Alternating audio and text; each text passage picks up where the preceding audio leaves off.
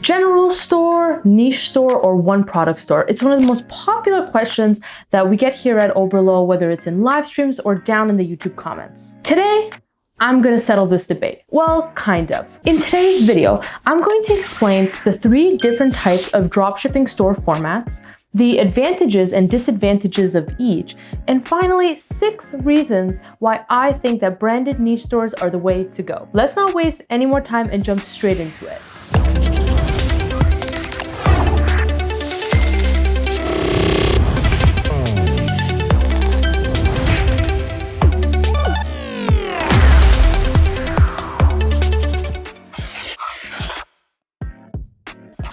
Hi, I'm Magda and I work at Oberlo. I've been here for a few years, and that means I've helped hundreds of merchants and seen hundreds of stores. The good, the bad, and the ugly.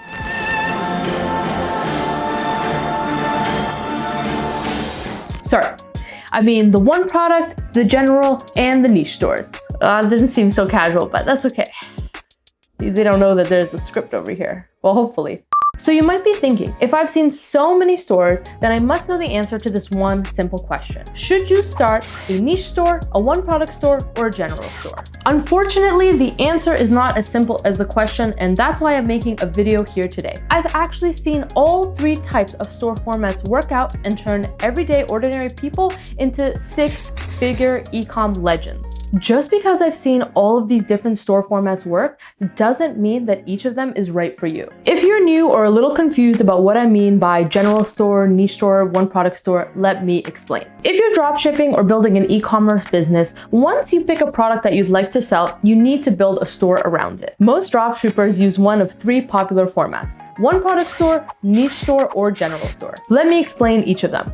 A one product store sells, you probably guessed it, only one product. Let's say that you're browsing Oberlo one day and you see cat water fountains, and you are determined to build an entire store around these. So you would import the cat water fountain as your only product and then build an entire storefront that would act as a funnel to this one product. All the copy, all the content, and everything else on the storefront would be focused on this product. I chose this example because in one of our past live streams, Jessica came up with a genius domain name of cat20 for this cat water fountain. That is the perfect segue and opportunity for me to plug our live streams. Every Tuesday, we pick 5 winning products and share them with you. We also answer all of your questions that are related to e-commerce or dropshipping and talk new trends. You do not want to miss them, so make sure that you hit subscribe and the bell notification so that way you know when we go live next. Let's move on to niche stores. A niche store refers to a store that sells products from one particular category. This can be as broad as pet products or as specific as Chihuahua costumes. A branded niche store simply means taking an extra step of building an entire brand for your business.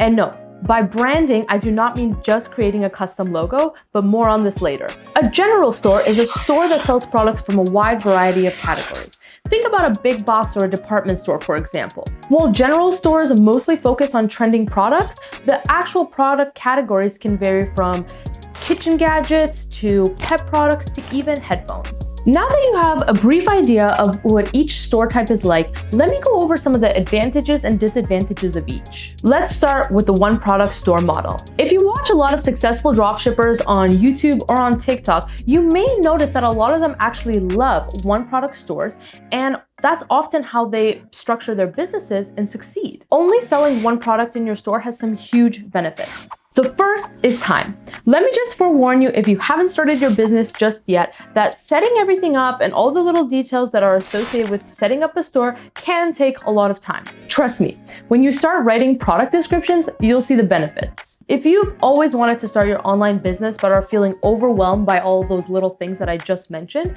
I would definitely suggest checking out Dropshipping 101.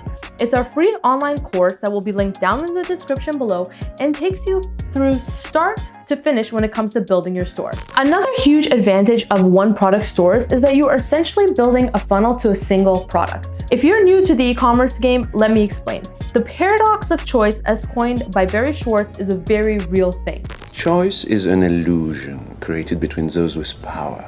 In a study done by a Columbia University professor, a tasting table with 24 different jam flavors was set up at a grocery store. A few hours later, they reduced those 24 jam flavors to just 6. At the end of the day, they compared the sales of when they had 24 jam flavors out and when they had 6. You might be surprised to hear that when there were 24 different flavors of jam, the conversion rate was 3%. On the opposite end, when there was only 6 flavors, the conversion rate was 30%. Yes, you heard that right. One-product stores have the advantage of helping customers focus on one product, not getting overwhelmed, and not leaving before they can't decide if they should get red, blue, or an orange sweater. So far, selling one product in a store seems amazing.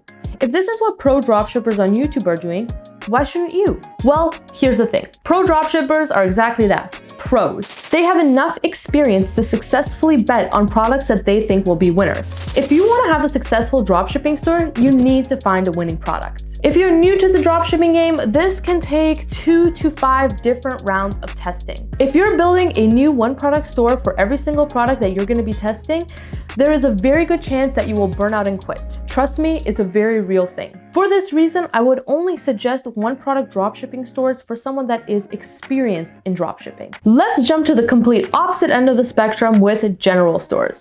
General stores are not limited to selling one product or even one category of products. You can have kitchen gadgets, you can have lava lamps, and right beside it, you can also sell cat litter mats. Many dropshippers who have successful general stores usually like to focus the products around one type. So for example, you may see successful general stores that are focused on gadgets.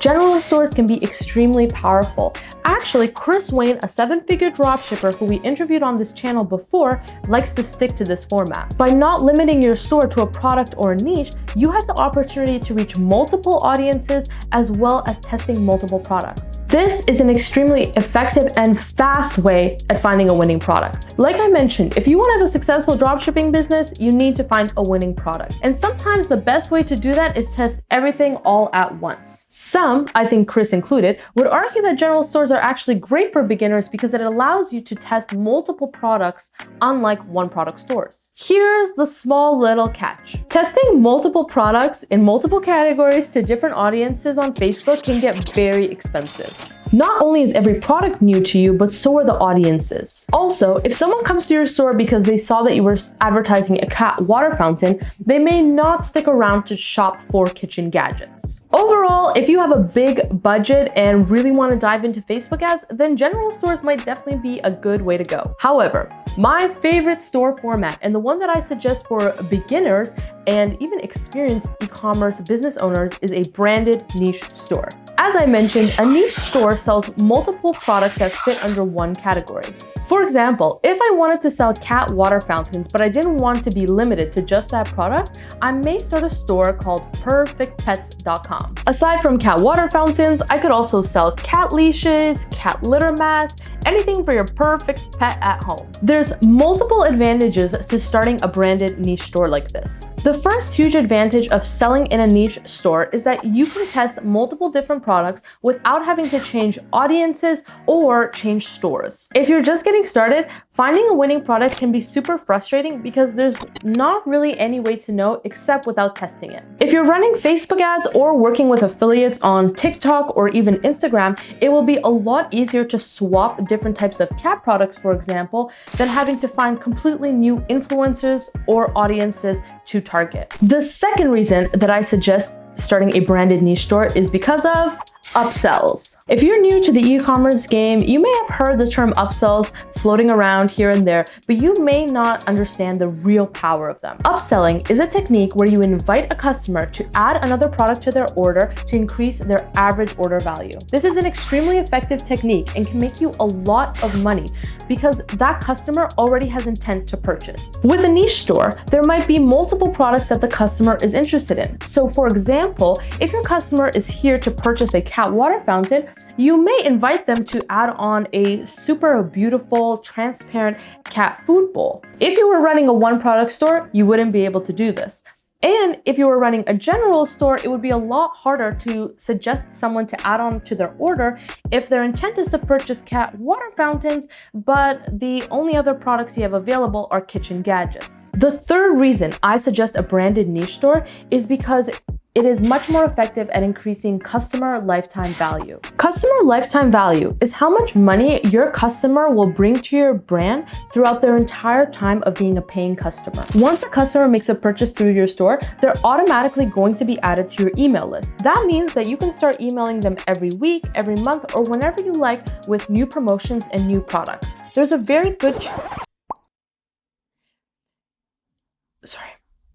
If your customer purchased a cow water fountain, there's a very good chance that they might be interested in another product for their furry friend. Of course, they were interested in cat products once, so they might be interested in cat products again. But also something that's very important to remember is that acquiring a new customer costs 5 times as much as retaining an old one. If you're always focused on acquiring new customers, you'll see that you have a very high ad cost. However, if you work on building a relationship with your existing customers and selling to them, then you'll see that you'll end up with a much larger profit in the long run. The fourth reason I suggest a branded niche store is because it can cost you less when it comes to advertising. If you're running Facebook ads, a niche store will help your pixel only focus in on one audience. While you may need to swap different types of products and different types of creatives, your pixel will still know who your target audience is. Also, any traffic that you send to your store will have a higher chance of sticking around and browsing other related products. Plus, on top of that, as I mentioned earlier,